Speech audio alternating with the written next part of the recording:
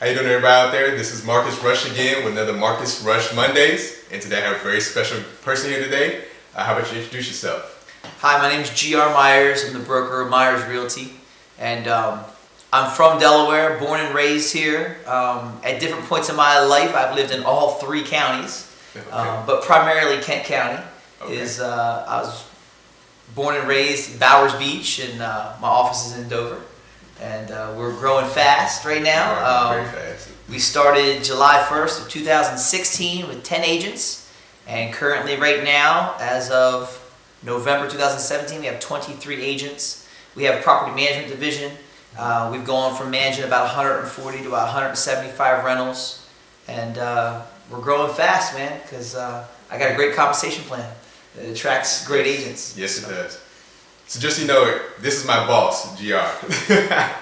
Remember, everybody didn't pick that up. So what I do with these videos is kind of talk more about the area, the business of real estate, the business of entrepreneurship, and I don't know more of an entrepreneur than GR Myers here. So with the Dover area, what's one of your favorite places to eat? My favorite place to eat, and I told Marcus he's going to laugh when he hears the answer. It's this little strip mall restaurant called La Delicia. It's over near the Dunkin' Center gas station. If you didn't know it was there, you'd probably blow right by it and never even see it. But it's authentic Mexican food. That's my favorite.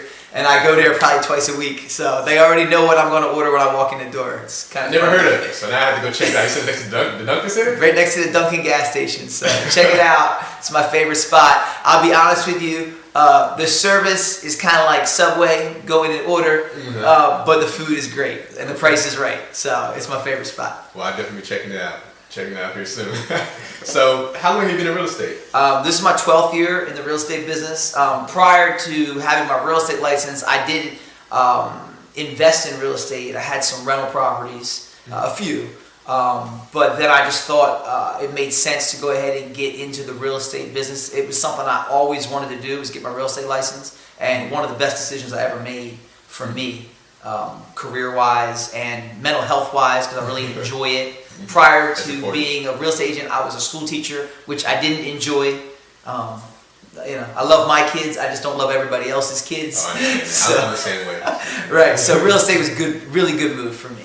Yeah. Okay. So, being that you said that, but you invested in real estate before being a real estate agent, would you advise someone that is looking to invest in real estate to have their license, or would you say it's something that is a bonus but not a must? It's a bonus. It's definitely not a must. I think if you have a desire to help other people buy and sell real estate, you like helping people, you like every day to be different.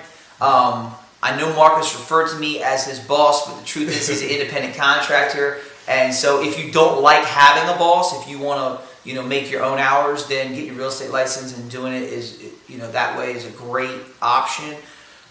With that being said, if you're not a real self-motivated kind of person, then you may just be wasting your time, and maybe investing in real estate, it might just be a better option for you. Okay. And so with the investment market and the real estate market always up and down, how has the market been since you came in 12 years of experience? Yeah, that's a great question, because I actually bought my first house right around 2000, and that was just kind of a normal average market. And over the next 7 years, the market went crazy. It went crazy, and home sales were going crazy. Lenders were lending money to anybody that could breathe. We really had a credit bubble, which allowed everybody to just cash out on their homes, use their house like an ATM, just go buy other properties, and it got a little crazy. I actually got my license at the tail end of that in 2006 is when I got licensed. And I saw the tail end of that, but I was only a part-time agent. I had a full-time job at the time at Wesley College, and so I kind of partook a little bit in that madness. But by the time 2007, 2008 rolled around, things were starting to head downhill, and things crashed in 2008. It didn't make that much difference to me because I had a full-time job. So I was still helping friends and family buy houses, sell houses, and I was looking to invest. And of course, when there's a downturn in the market, that's the best time to buy real estate, right? Because everything in life moves in cycles. And in the real estate market, it's no different. You're going to have ups, you're going to have downs. So now looking back, I see that was a fantastic time to invest in real estate, which I did. And then I continued to grow my business through the downturn. So when a lot of agents were quitting and getting out of the business, I looked at it as an opportunity to pick up more market share. And I actually grew throughout that period. And by mid-2009, I quit my job and went full-time selling real estate. Oh, in the midst of So it. in the middle of it, whatever else was quitting, I was going full-time. Best decision I ever made. 2010, I made a 6-figure income selling real estate. So when most people quit, I was building it. And then as the market has progressively picked up over the last 7 years, I've been able to enjoy that, ride that wave, so to speak, and enjoy the increase. And this is the best market I've seen since the crash, as far as interest rates being low and people having the ability to purchase nice homes. Home values are good. They're not extremely high. They're not extremely low. It's a good time to sell. It's a good time to buy. It's just a really healthy, good market right now. So hopefully, hopefully it'll stay this way for a while, and the politics, the politicians won't do anything crazy to change it too much, because it's a good, healthy market right now. Very true. Yep. So being a realtor, now you're a broker, of course. What is your favorite part of real estate? My favorite part of real estate is helping people. Helping people. I love helping people buy and sell. I also have the opportunity as a broker. I love helping people like Marcus, who are fairly new into the business. I love mentoring and coaching and helping them find success in the real estate industry and success in life, and whatever that is to them, because that's different for everybody. But I really enjoy just working with people and helping people and being a blessing in other people's lives. Yeah. Very good. Yeah. So, as I said earlier, you're a wonderful entrepreneur. I know you're in a lot of things outside of real estate. So I spoke to someone before, and they said they see real estate more as a job. Would you see a realtor as a profession, as a job for a person, or more of an entrepreneurship endeavor? I think it depends on what your personal goals are. For me, I am very much an entrepreneur. So as much as I love Myers Realty, if an opportunity comes along next week and I'm going to triple what I make in income and be able to improve my life, I'm going to take that opportunity to do that. So I'm very much an entrepreneur. I just found that real estate was a great vehicle for me to be an entrepreneur. Now, there are people who treat real estate more like a job, and I'm not going to use any names or names of companies, but some of my competitors, as far as the companies go, they do treat their agents more like it's a job. I tend to find that many of those agents don't make as good of an income because they're not as entrepreneurial, they're not as self-motivated, and they're not looking to really write their own check, because that's the opportunity you had to do. I mean, I don't control what my agents make, they control what they make. You know what I mean? Especially with my compensation plan with 100% split, ultimately you're keeping all of the money that you're making, so you really write your own paycheck. So I've always looked at it as a opportunity to be an entrepreneur, to write my own paycheck. If you're looking for a job, you should probably go get a job. Because when you come to my office and you check in at 9 o'clock and leave at 5, if you didn't talk to anybody and you didn't sell any houses, you didn't make any money. You just wasted your whole day. You'd have been better off going to the beach, right? or wherever you like to go. But the point is, I think for most people, they better have an entrepreneur or at least a sales mentality and want to sell stuff to come in and want to talk to people and interact with people and network if they're going to have success as a real estate agent. You got to put yourself out there. You got to look, in real estate, it doesn't do any good to be a secret agent, right? If you're a secret agent, you're not making any money. So you're going to have to put your name out there, let people know what you're doing. I don't know why I understood that right from the beginning, but I understood that if I had an association with somebody and they had a question about real estate, just a question, and they looked in the phone book or they called a lawyer or they called anybody other than me, that it was my fault, that I had failed. Because I didn't let them know that I was an expert in the real estate industry and I wasn't the first person they thought of when they thought real estate. Now, on the flip side of that, if somebody thinks real estate or their neighbor says something about selling a house and they say you should call G.R. Myers, At that point, I'm already successful. I've already won because I'm the first thing they thought about when it came to real estate. And that's your goal. And I think that's true for any industry. I don't care what it is that you're involved in. If you're involved in computers and your friend doesn't think of you when he has a computer problem, that's your problem. You haven't done a good job of letting them know what it is that you do and what your expertise are in. So, being that you say that, so you feel a good entrepreneur makes a good realtor? Absolutely. A good entrepreneur would definitely make a good realtor. A good employee doesn't necessarily make a good realtor. So I tell people right up front when they come to my office, I'm not giving you any leads. How many leads have I given you? None. And that's how it's going to be. But you've had a great year and you've kept 100% of every commission check that you brought to me because you go out and create your own business and you go out, put your name out there, and you make the right impression, you treat people the right way, and they I try to. Yeah, and they trust you and they want to work with you. You have to look. The only way you're going to be successful in business is if people like you, because we only do business with people that we like. It's true. So if I don't like a particular person or a particular restaurant, they don't treat me right there, I'm not going back. So you better treat people the right way if you're going to be in this kind of an industry. Very true. Yep. So what advice would you give like a newer agent just coming in that's fresh out of school, they think they're about to conquer the real estate market?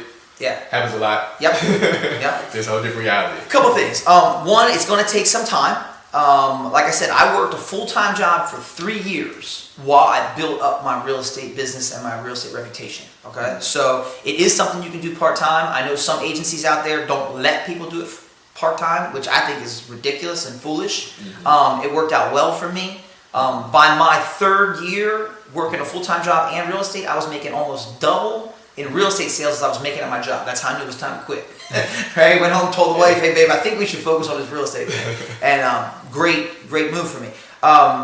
So for somebody just getting started, getting your name out there. Obviously, social media is huge. You know, obviously Facebook, that's big. But I also I subscribe to a real estate coach named Brian Buffini, and his philosophy is that every quarter you should be mailing something out to your network. Not mailers to like a neighborhood of people you don't know, but to your network. And if your network's only 50, 100 people, that's fine. But mail something to them of value that tells them about the real estate market, or it could be something to do with tax savings. It could be anything of value, but mail them something that has a personal touch and is of value to them. And that way you are on the top of their mind, because let's face it, you know people that I don't know. Right? So everybody that you know knows people that you don't know. So what you want to do is become that resource to people. And as you become that resource to your network, they will then extend that out to their network. And when somebody has a need or a question, they will refer you to them. And you have to let people know that you appreciate their referrals. Like I'm never too busy for you to refer somebody to me. Because I am busy. But I'm never too busy to talk to it. As an entrepreneur, I'm never too busy to talk to the next customer or client or answer a question for somebody. And I think that's why I've had success over the past 12 years.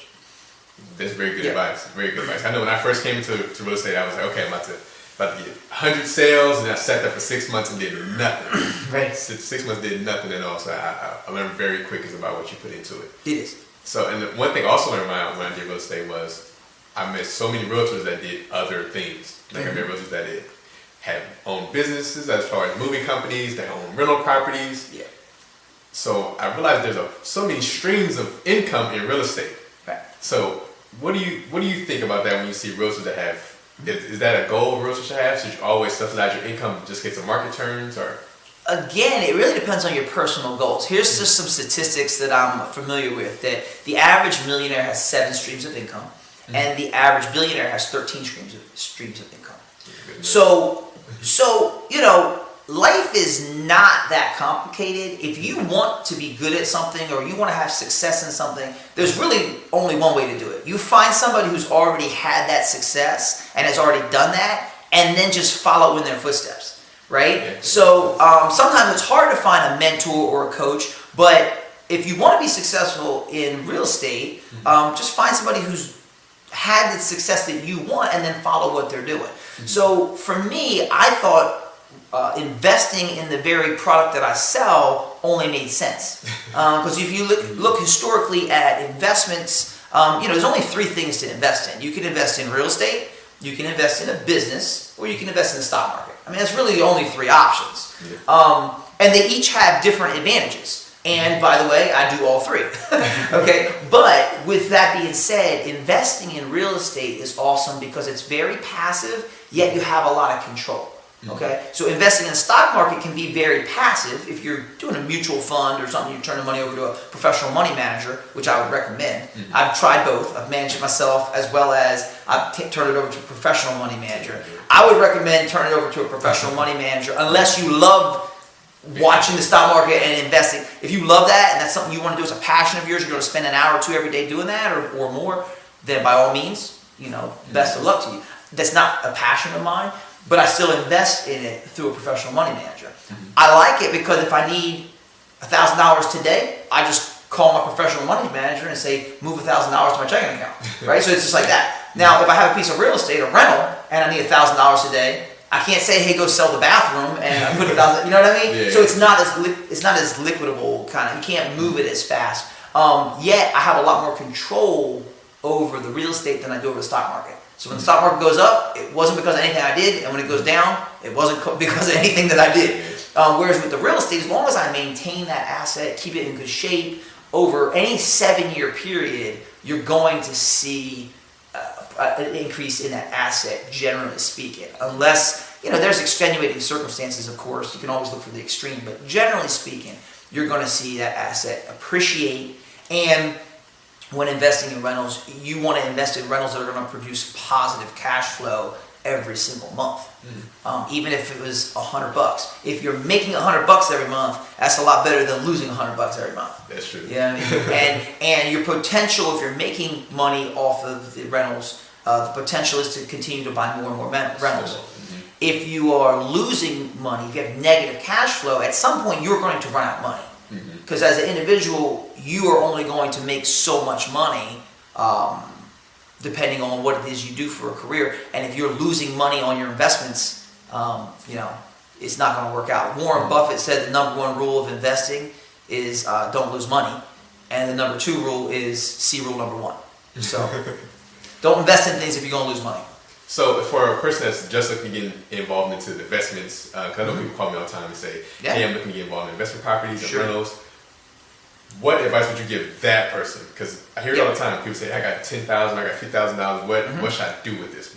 How would a person get started in real estate investing? Yeah, good question. First thing I would do is find an excellent realtor like Marcus. That'd be number 1, because you want to find somebody who's familiar with the market and an expert in real estate. So that'd be the first thing I would do, is work with somebody that you trust and that is dependable, reliable, and has a knowledge of the market. The second thing I would do is I would make sure that particular property is going to have positive cash flow.